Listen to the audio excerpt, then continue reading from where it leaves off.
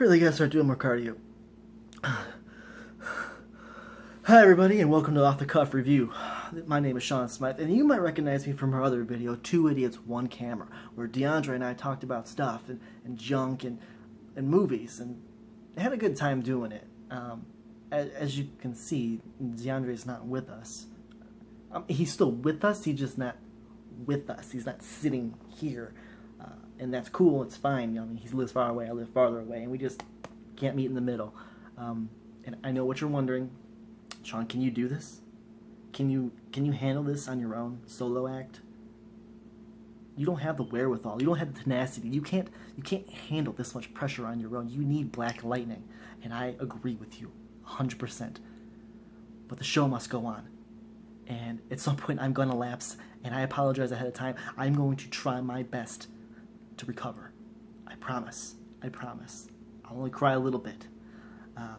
If you saw our other video talking about how we're relaunching this channel and how we're rebooting some of the stuff, including Two Idiots, One Camera into Off the Cuff, and then its success as its review series. Can't think of stuff. Off the Cuff review, where we just kind of just talk about what we've seen recently, review it, talk about how we think it did, and if it's worth going to see. Now, I just saw Don't Breathe a couple days ago.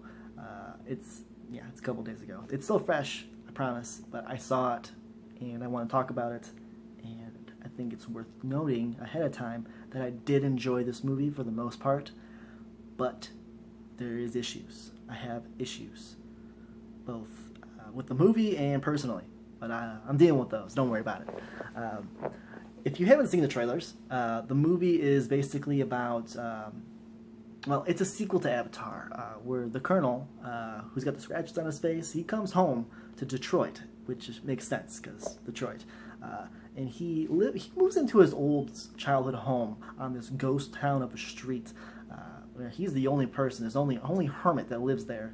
And basically, he can't see anymore. He got shot in the face by Jake Sully during the Pandora Wars, and, well, I assume anyways, it's never really hinted at or really acknowledged, but he gets shot in the face, and he's blind now, and he doesn't really leave his house very often. He's got a dog, and that's his life. That's all he does.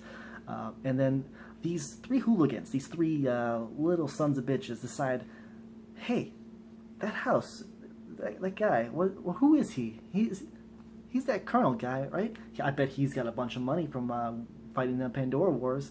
And they go ahead, they break into his house, try to steal his pension, and shit happens. Yeah, he doesn't like that. They try to make his stuff hit theirs, and don't do that. Now, the characters in this movie, they're very 1D, very 1D. Not even 2D. No, they're 1. Except for Scott Lane, who is the blind guy in the house. He somehow pulls off a certain amount of empathy, and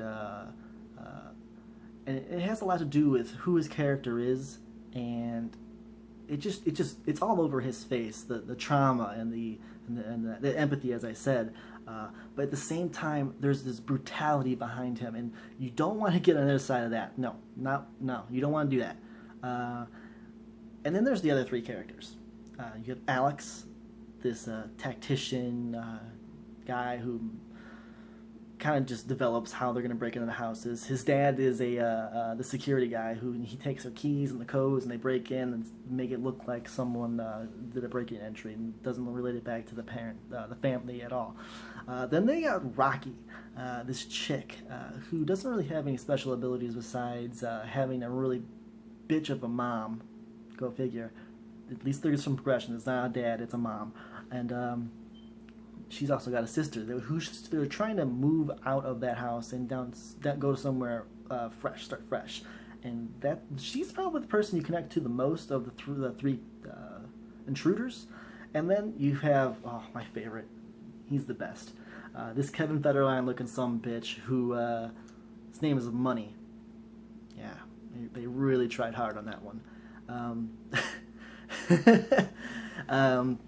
Basically, he's just the instigator who causes a ruckus and constantly belittles the character Alex, and is apparently the boyfriend of Rocky, which I don't see how that pair works, but it doesn't really matter, and because the movie's not about them.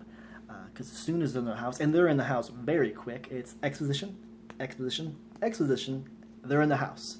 And everything before that doesn't really matter, because they don't do anything, they don't enhance their characters in any way, they just kind of just talk about what they're going to be doing and how they're going to do it, and then they do it. So, yeah. The movie itself is very... Once they're in the house anyways, because the beginning is really boring, but once they're in the house, it puts you on the edge of your seat. It makes you wonder what you do in that particular situation, and the way the environment works, and the way they have the sound design, which is fantastic, by the way, so good. Everything's dialed up to 10, like you'd be if you were blind yourself. You kind of put you in his shoes, Scott Lang's character, and that's fantastic. It was so good. Every little creak, every little knock, every little bang, every little squeal of the door just made me like, stop doing that. Don't do those things, and things won't happen to you. And they kept doing it, and I couldn't stop them as much as I yelled at the screen. And then they also did this great thing with the camera work. I mean, everything for the most part was very close, very claustrophobic. And I know that was an intentional thing, because the house is not that big, but they were trapped.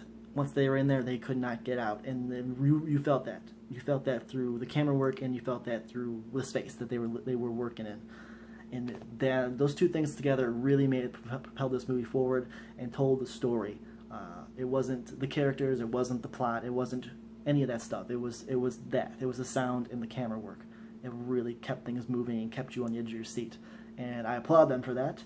But I do have problems, as I said, mostly with the marketing. How do I put this lightly? They fucked it up. They fucked it up. Not only do you see in the very first trailer that there is somebody else in the house, but you also see one of the main characters, one of the three intruders, Money, die. He gets shot right in the face, kind of the opening of the trailer. Ridiculous. Why are you spoiling that? That could have been a fantastic twist. You could have even made that character more prominent. You could have changed that character and made it Rocky, who was one of the three, one of the best of the three. She dies. Whoa! Whoa! You had so much feeling for this chick, and now she's gone. No, you spoiled it. You lost that. But anyways, I digress. And then, and then at one point they leave the house in the trailer, and then you know they're gonna end up back there at some point. It's very frustrating to watch. I don't think it's Alvarez's fault who directed the movie. It's whoever cut the trailers. They're not doing him any favors, and I feel sorry for the guy. I bet when he wrote it and he directed it, he didn't expect them to have that particular stuff spoiled. And that's annoying. But anyways, what did you guys think about it? I personally liked it, but I probably wouldn't tell you to go see it in the theaters. Wait till it comes out on video. But what do you think, huh? Did you like it? Did you hate it? Were you indifferent by it, or were you terrified? We are hoping to do more of these videos more often, more consistent. As I said, we're going to be coming out with a series called Game Session. Game Sesh, really. That's what we're doing, because we're hip. We do Sesh. The Sesh. Where we recap the movie news for the week and play video games. It's kind of fun, and we interact with anybody who stumbles in on our Twitchcast, and then we'll post that online, of course. And then we also have 2 cents, and DeAndre is going to be doing an introduction video hopefully soon, where he can tell you who he is, why he's doing this, and what he loves. And then on top of that, I want him to do our 2 cents segment, our first one, where he talks about how he hates Marvel. Yeah, that sumbitch hates Marvel so much. Not the comics, I don't think. I think he likes the comics for the most part. He hates the movies because he thinks they are cop-out cash cows. And, I mean, I could see his point of view, kinda, but at the same time, they're better than DC. So, hey, what? And then we also want to do something with the viewers. We want you guys to be involved with us because we're buffs, you're buffs, everyone's buff. So leave something in the comment in the comment thread, obviously, of this, and let us know what you want us to talk about. Or if you have a question for us, go ahead and give us that, and we'll have a segment a little bit down the road here where we just talk about that stuff and have a good time discussing bullshit. So if you like this video, if you like what I'm talking about, I know it's kind of boring just watching me talk. It's gonna get better, I promise. I promise you. We're gonna have stuff here, like I said. If you like this video, like, share, subscribe, comment. Appreciate everyone watching and supporting us. And until next time, thee who smelt it, dealt it. Later.